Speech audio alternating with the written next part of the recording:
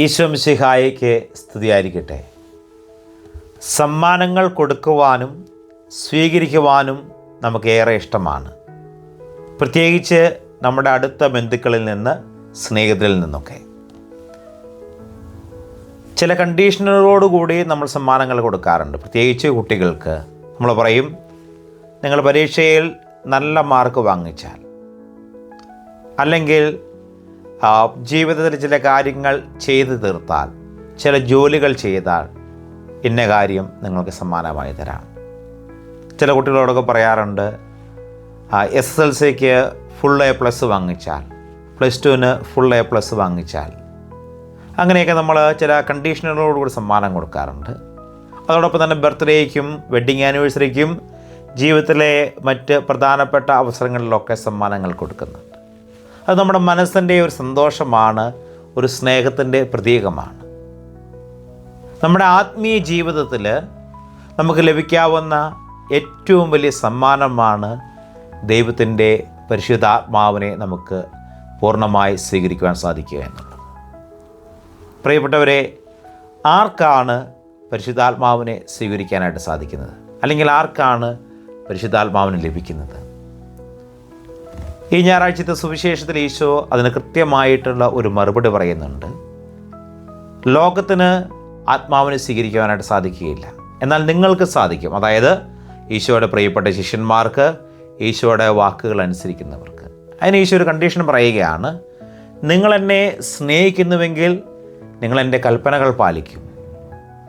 അങ്ങനെയാണെങ്കിൽ ഞാൻ എൻ്റെ പിതാവിനോട് പറഞ്ഞ് നിങ്ങൾക്ക് ഒരു സഹായകനെ നൽകും.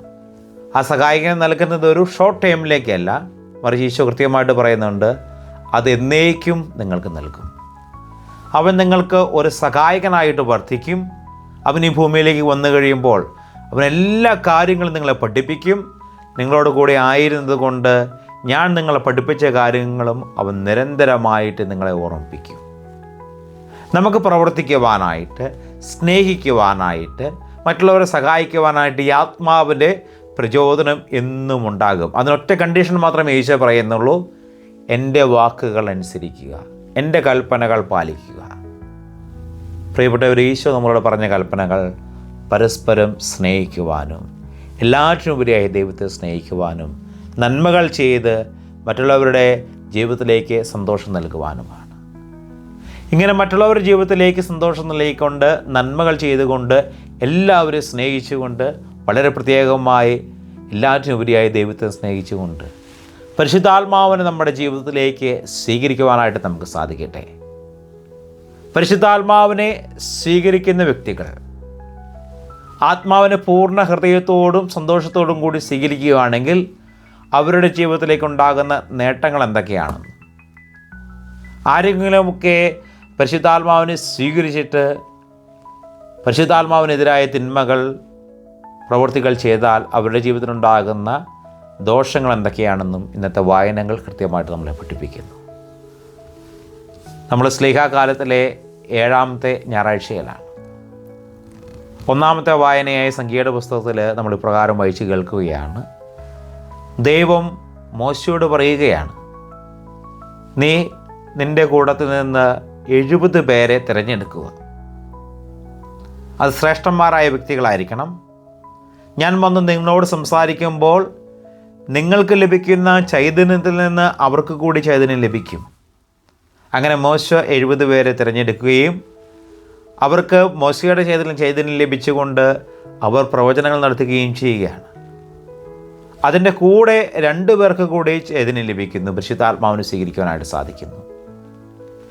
ദൈവാത്മാവിനെ സ്വീകരിക്കുന്ന വ്യക്തികളൊക്കെ പ്രവചനങ്ങൾ നടത്തി ജനത്തിന് ശുശ്രൂഷ ചെയ്യുന്ന ഒരു രംഗം പഴയ നിയമത്തിൽ നമ്മൾ കാണുകയാണ്. പ്രിയപ്പെട്ടവരെ, ദൈവാത്മാവിനെ മാമോദിസയിലൂടെയും സ്ഥൈര്യലവനത്തിലൂടെയും സ്വീകരിച്ച വ്യക്തികളാണ് നമ്മൾ, അതും വളരെ ചെറിയ പ്രായത്തിൽ തന്നെ.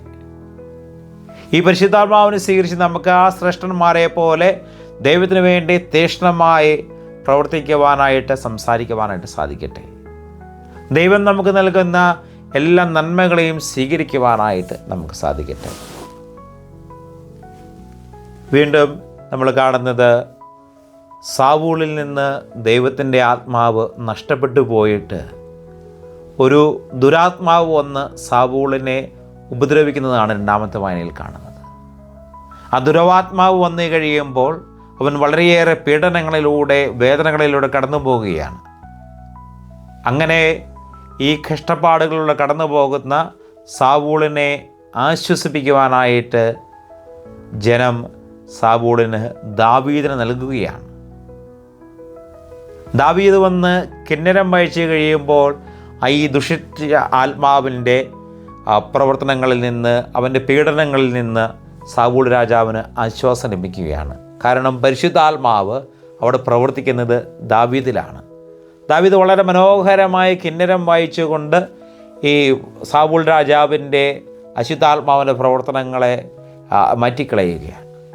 പ്രിയപ്പെട്ടവരെ, പരിശുദ്ധാത്മാവ് നിറഞ്ഞ ദാവീദ് അശുദ്ധാത്മാവ് നിറഞ്ഞ സാവൂളിൻ്റെ ജീവിതത്തിലേക്ക് സന്തോഷവും സമാധാനവും കൊടുത്തതുപോലെ പരിശുദ്ധാത്മാവ് നിറഞ്ഞ നമ്മൾ ഓരോരുത്തരും, പ്രത്യേകിച്ച് ക്രിസ്ത്യാനിയായി മാമൂസ് സ്വീകരിച്ച്, സ്ഥൈര്യലേപനം സ്വീകരിച്ച് ദൈവത്തിൻ്റെ ചൈതന്യത്തിൽ ജീവിക്കുവാനായിട്ട് വിളിക്കപ്പെട്ട നമുക്ക് ഈ ലോകത്തിലേക്ക് സമാധാനവും സന്തോഷവും നൽകുവാനുള്ള ഉത്തരവാദിത്തമുണ്ട്.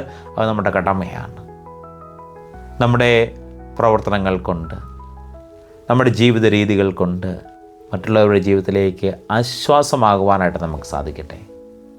ഒരു നിമിഷം ഒന്ന് ചിന്തിച്ച് നോക്കുക, നമ്മുടെ പ്രവർത്തനങ്ങൾ എങ്ങനെയാണ്? അശുദ്ധാത്മാവ് നിറഞ്ഞ സാവൂളിൻ്റെ ജീവിതത്തിലുള്ള വേദനകൾ നൽകുന്ന പോലെയുള്ള ജീവിതമാണോ, അതെയോ പരിശുദ്ധാത്മാവ് നിറഞ്ഞ ദാവീദ് സാവൂളിൻ്റെ ജീവിതത്തിൽ ആശ്വാസമായി തീർന്നത് പോലെയാണ്? ലേഖനഭാഗത്ത് നമ്മൾ കൃത്യമായിട്ട് വായിച്ച് കേൾക്കുകയാണ്.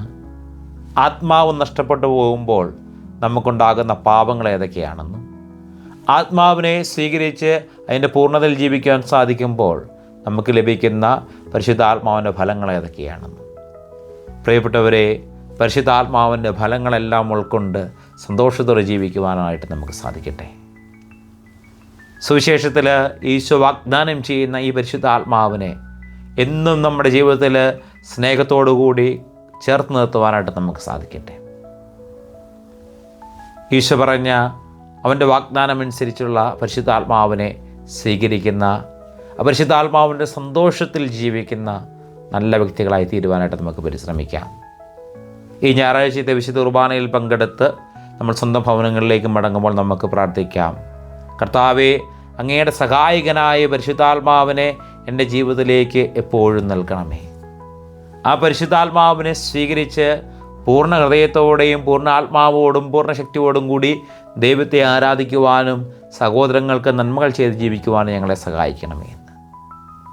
പരിശുദ്ധാത്മാവ് നിറഞ്ഞ് സ്ലീഹന്മാർ ധീരപ്രേക്ഷിതരായി പ്രവർത്തിച്ചതുപോലെ നമ്മുടെ ജീവിതങ്ങൾ കൊണ്ട് അനേകം ആളുകളിലേക്ക് ഈശോയുടെ സുവിശേഷം എത്തിക്കുവാനായിട്ട് ഞങ്ങളെ സഹായിക്കണമെന്ന് നമുക്ക് പ്രാർത്ഥിക്കാം. സ്ലേഹന്മാരെ ശക്തിപ്പെടുത്തിയ പരിശുദ്ധാത്മാവിനെ നമ്മുടെ ജീവിതത്തിലേക്ക് അയച്ചുകൊണ്ട് ശക്തിയുള്ള പ്രവർത്തനം നടത്തുവാനായിട്ട്, തീഷ്ണതയുള്ള ജീവിതം നയിക്കുവാനായിട്ട് അവിടുത്തെ ആത്മാവിനെ നിരന്തരം ഞങ്ങൾക്ക് നൽകണമെന്ന് പ്രാർത്ഥിക്കാം. ഓ പാവനാത്മാവേ, ഞങ്ങളിലേക്ക് എഴുന്നള്ളി വരണമേ, ഞങ്ങളെ ശക്തിയായി നിറയണമേ എന്ന് നമുക്ക് പ്രാർത്ഥിക്കാം. പരിശുദ്ധ അമ്മയുടെയും സ്നേഹന്മാരുടെയും മേലെ പരിശുദ്ധാത്മാവ് എഴുന്നള്ളി വന്നപ്പോൾ അവർ തീഷ്ണതയാലെ ജ്വലിച്ചതുപോലെ എന്നും തീഷ്ണതയോടുകൂടി പ്രവർത്തിക്കുവാനായിട്ട്, ജീവിക്കുവാനായിട്ട് ഞങ്ങളെ സഹായിക്കണമെന്ന് നമുക്ക് പ്രാർത്ഥിക്കാം. നമുക്ക് ലഭിച്ച ആത്മാവിനെ മറ്റുള്ളവരുടെ ജീവിതത്തിലേക്ക് സമ്മാനങ്ങളായി നൽകുവാനായിട്ട് നമുക്ക് പരിശ്രമിക്കാം. നമ്മുടെ ജീവിതങ്ങൾ കൊണ്ട് എല്ലാവർക്കും സന്തോഷം നൽകുവാനായിട്ട് നമുക്ക് പരിശ്രമിക്കാം. ദൈവം നമ്മെല്ലാവരെയും സമർത്ഥമായി അനുഗ്രഹിക്കട്ടെ. നമ്മുടെ കർത്താവായ ശംശിയുടെ കൃപയും പിതാവായ ദൈവത്തിൻ്റെ സ്നേഹവും പരിശുദ്ധാത്മാവിൻ്റെ സഹവാസവും നമ്മെല്ലാവരും കൂടെ ഉണ്ടായിരിക്കട്ടെ, ഇപ്പോഴും എപ്പോഴും എന്നേക്കും. ആമേൻ.